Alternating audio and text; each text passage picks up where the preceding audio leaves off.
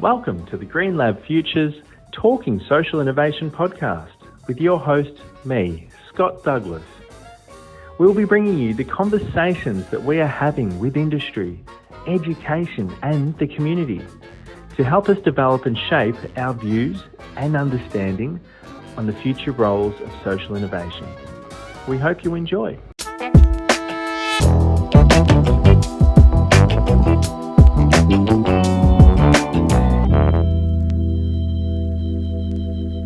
Okay, there we are. So I just want to welcome Laura and Madhia to the call this afternoon. So yes, I have pulled over on the side of the road so that we can make this a nice and smooth process with Wi-Fi out the back.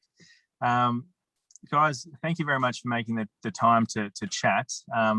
We're talking community innovation and the things that are happening in backyards, not just our backyards, but other people's backyards, locally and globally.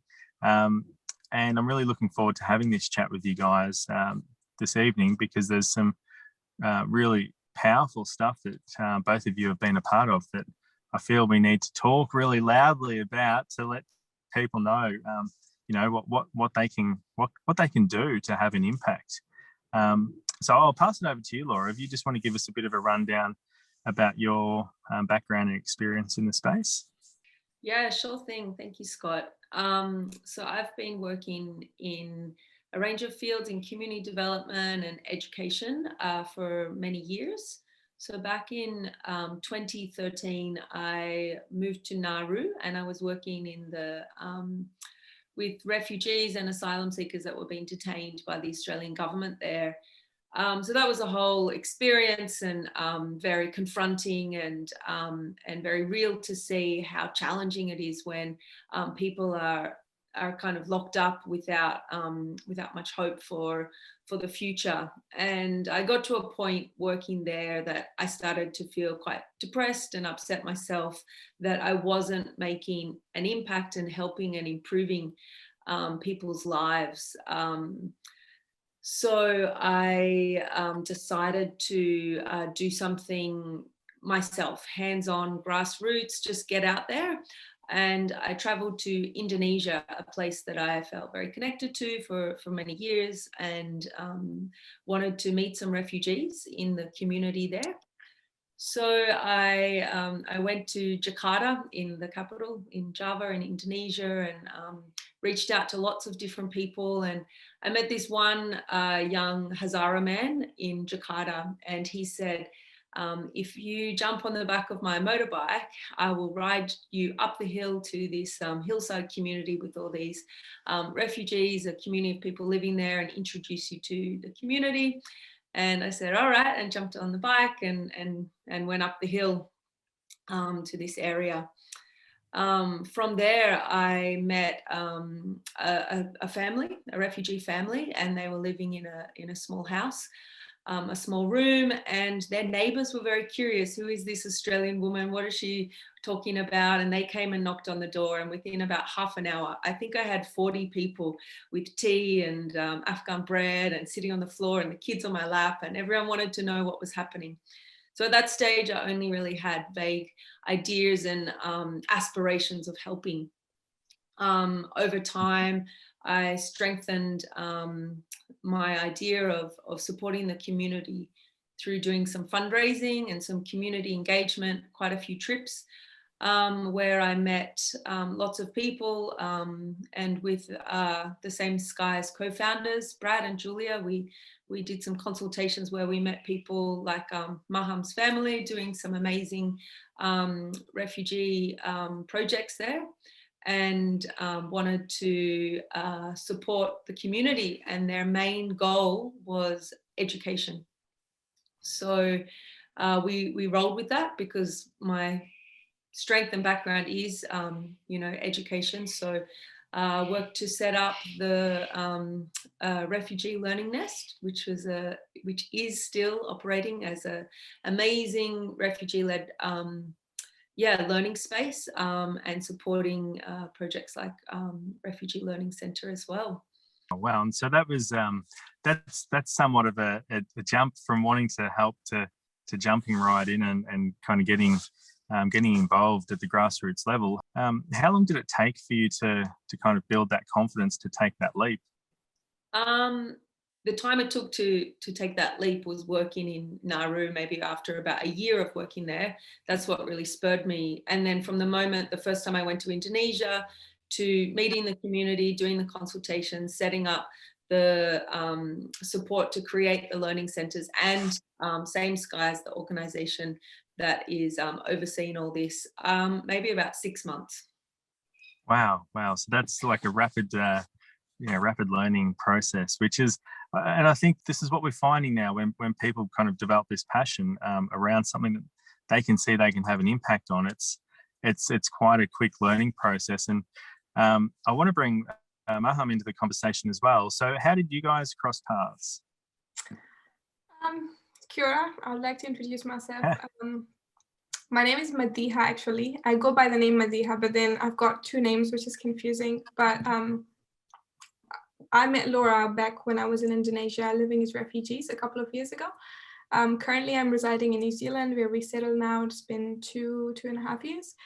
But before that, we were living in Indonesia as refugees, where we kind of crossed paths with Laura, where she was there to, Laura, Julia, and Brad, they established Same Skies, which has supported a lot of what we did back in Indonesia. So my dad, a couple of his friends, they gathered together and they decided to establish a community center for refugees, because refugees in Indonesia, they do not have the right to get education. So I personally was deprived of getting education for 5 years myself. And there were a lot of refugee kids who could not get education. And then my dad, he came from a place where he saw us not being able to do anything, being confined within the four walls of the house, losing the knowledge or whatever we had learned back, starting to lose it. It was starting to fade away because we were so far away from education ourselves. So it was my dad wanting to do something for his own kids, but also for his understanding and thinking about other kids wanting something like it. So they gathered together. It started off with only 18 students, 18 refugees. He asked me one day, I remember very vividly, he came home and he was like, do you want to be a teacher? And I was like, of course, anything that would get me out of the house, I was so happy to be part of. And I was one of the first volunteer teachers. I started teaching at the age of 15, and I left when I was 19. So it was probably around 4 years of teaching refugee kids. And it started off with only 18 students in a 2-bedroom house, whereas now Refugee Learning Center, it's hosting around 300. It's giving education to around 300 refugees, not only kids, but it's also giving English language classes to all the adult male and females who do not have the language skills, because all the settlement countries are English-speaking countries. So for them to be able to learn the language so that when they come and resettle, it's easier for them. But also a proper education, like we've got history, geography, math, science, all those subjects to refugee kids. So yeah, I guess that's where I met Laura, and the support they provided, I think they helped us in so many sorts of ways. So yeah. Wow, Maham, that's an amazing story, and thank you for sharing that. Sorry I didn't give a background introduction to yourself there, but thank you for doing that. And kia ora. I really feel like the story that you guys are sharing is as powerful as it is. It really needs to be heard, because when we talk about like this social innovation and what community innovation can be, it's not just what I can do in my backyard in Warragul. It's what we can do to help people across the globe.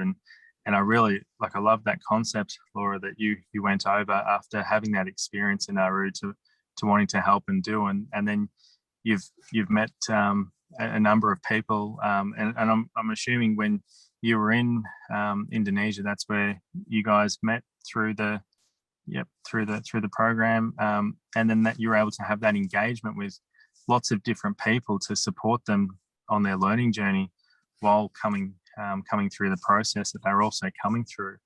What was some of the learnings that you gained from that experience, Laura?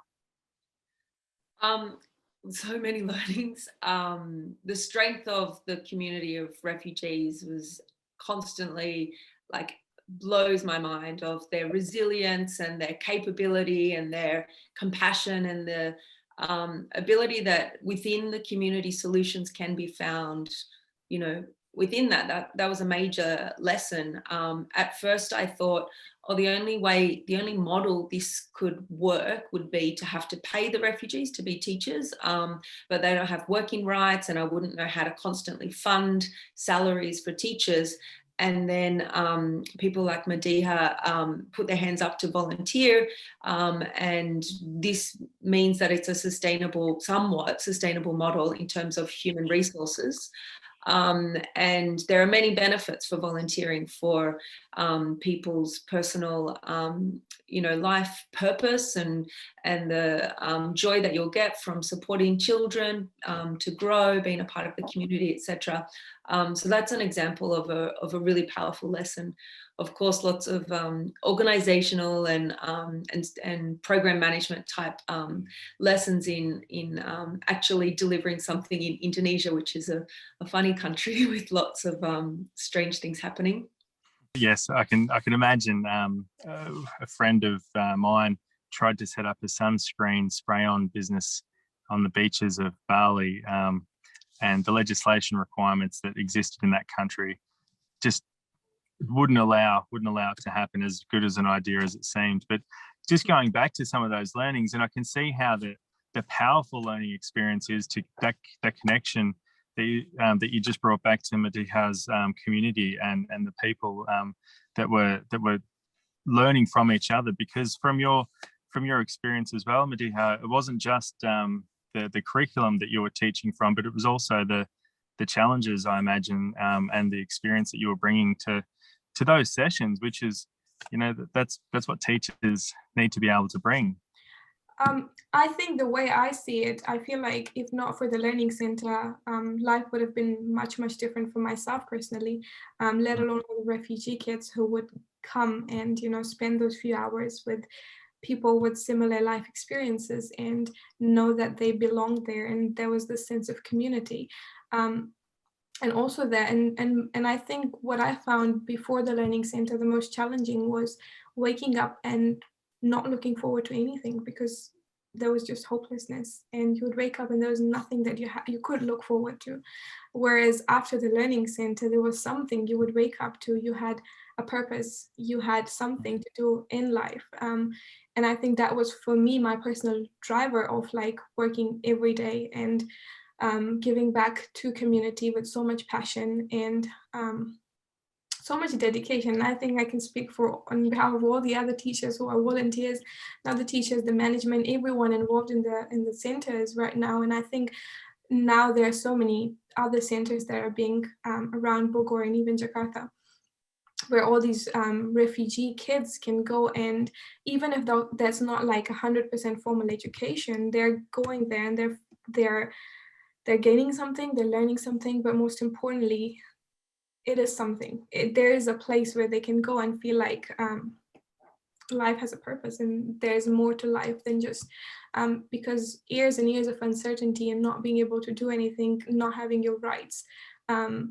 it can really, really take a toll on your mental health. And I think if not for the Learning Center, life would be much more difficult for all of the refugees and all the refugee children, those that are growing up, those that are in their teenage years, those that are younger, even they're like really, really young kids. So I think for me, the way I see the Refugee Learning Center was a place of hope. And that was a place that gave me hope and purpose and changed a lot of things for me. So yeah, I'd say that. Thank you for sharing that, Madhia. And so would you mind sharing so you've settled in New Zealand now and going through, so you just mentioned before as an educator, you had to teach a certain curriculum. How was the curriculum kind of, I suppose, landed on? And was that something that you had contribution with, Laura? Yeah, I think in terms of curriculum, I think we did face a little bit of challenge here and there with finding the right curriculum, especially with like history. I taught history for quite some time, but we were like, what kind of history do you teach and where do you get those history books, because each country has like their particular history, but what do you teach these kids that you don't know which country are they going to? So things like that. And even with all the other subjects, finding the right curriculum was the most challenging, but I think we did get support, quite a lot of support from Same Skies, and other people, other supporters who were supporting the learning center. So people who would,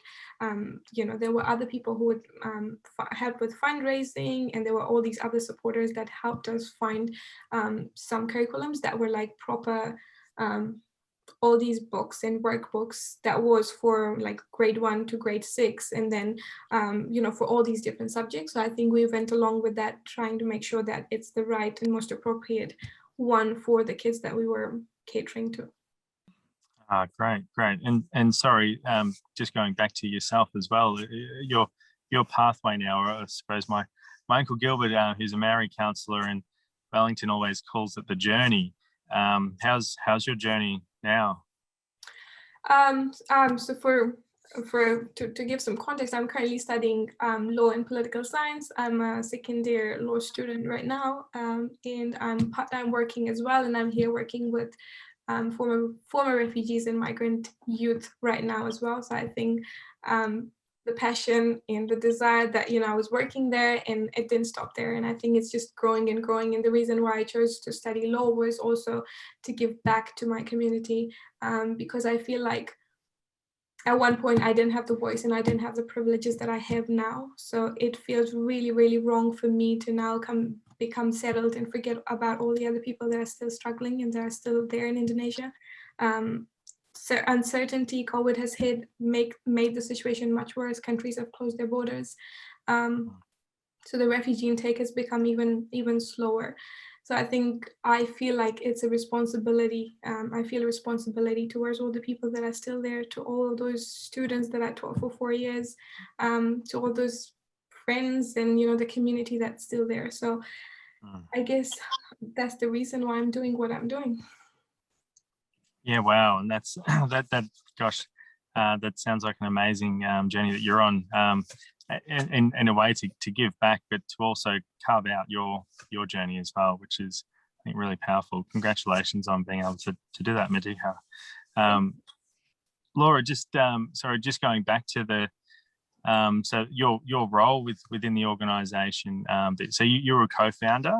Yeah, I am a co-founder of Same Skies, and in the early days spent a lot of time, maybe like 4 or 5 trips to Indonesia per year, doing trainings and working with the community and behind the scenes and operations and things like that. And then I took a bit of a back step for the last few years while doing other things. And the organization has grown tremendously with really cool programs, doing some programs in Jakarta to do with refugee-led action, refugee network center in Malaysia, some educational programs. There's a bakery in Malacca, which is the kind of headquarters, Needing Peace, that is a social enterprise helping refugees in that community to not only learn culinary skills, but also the artisans can put their products on display, so that could be sold both online or in person in shops. Wow. And yeah, I've recently rejoined Same Skies as a board member, trying to hopefully do some projects in Australia, maybe with Madhia support, like the Australian and New Zealand chapters of Same Skies, now that I have a bit of time to dedicate back to the organisation. Wow, so there's, here we go, we've got a cross Tasman opportunity, and I suppose I want to wrap up our discussion with a final question to both of you, because you're both social innovators, and you're innovating, both Laura on the ground from grassroots up, and Madhia, you've experienced, you've been a part of it, and now you're giving back to that same community. How would you guys encourage young and emerging leaders in Australia to adapt this approach, or to get involved in a similar pathway to what you guys are doing now? All right, I'll jump in. I would encourage people to connect with your passion, whatever your passion is, be that people, environment, sustainability, supporting marginalized people, etc. And just start grassroots, start with meeting people, connecting with your local environment, and letting your passion drive where you want to take that. I did Julia and myself did the crowdfunding initial campaign for Same Skies, and reached $10,000, which is what we needed to set up the whole organization and this kind of thing in, like a month or something, and all our family and friends supported. And so just by reaching out to those people that we love and sharing our idea, people were generous back to us. And so it was suddenly possible. Like, I was so grateful and excited to be able to get that crowdfunding to enable, slowly building up the organization and the supporting projects around. So yeah, connect with your passion and get out there on a grassroots level and let it grow. I think I definitely agree with Laura on following your passion and following your heart. But what I would include in that, add to that, would be to believe and to have faith that if you put your heart and soul into something, things will actually turn up in the way that you want, and that anything is possible. Because if someone told me about the Refugee Learning Center and the way it would be established in a couple of years, I might not have believed them. But I think the way it turned out and the way that things had, and when you see community coming together and the strength and determination that people have in making something, when you're passionate about something and you see everyone putting in the same amount of effort, magic happens sometimes. So to have the faith, to put in the hard work, and have faith that actually eventually things will turn out in the way that you want them to, and also to have an open mind and heart to new ideas and new things and new perspectives, because I think a lot of the times we live in our own small bubbles and we're not exposed to a lot of things that are different from how we're used to, the norm, but to be open, to have the courage to step into and take bold actions, I guess. Wow, that is such an encouragement from both of you. I think that last point you mentioned there, Madhia, about that having that courage, I think is the courage and belief to kind of have that passion and to chase that goal, metaphorically and in life. I think is a really powerful message, and we'll end our conversation on that. That's really well summarized by both of you. Thank you very much for making the time to chat with me tonight. So just before we end, I wanted to do a quick plug, if that's okay, for an activity that we're doing with Same Skies for World Refugee Day. So we've got a campaign called Kites of Solidarity, and all the info is on our website. On the 22nd of May, some community members in Indonesia are going to do an instructional live video on how to make kites, which is really beautiful. Kites is an activity many refugees from lots of different cultures really love and are passionate about, and we think the imagery of that really connects with the idea of Same Skies being we're all in it together. The activity is for people. We encourage anyone to participate, to make a kite, create a message of peace, solidarity, hope, compassion on the kite, fly it, make a short video, send it to us by the end of May, and we'll include that in our World Refugee campaign, and a really nice, fun activity. Awesome. Well, we'll grab the details and we'll pop that up with our LMS and our posts. So thank you very much for that, Laura. Thank you, Madhia, for your time, and thank you for having this chat with me this afternoon or this evening. Tina pai. Okay. Thank you, Scott. Thank you, guys. Cheers. Thank you.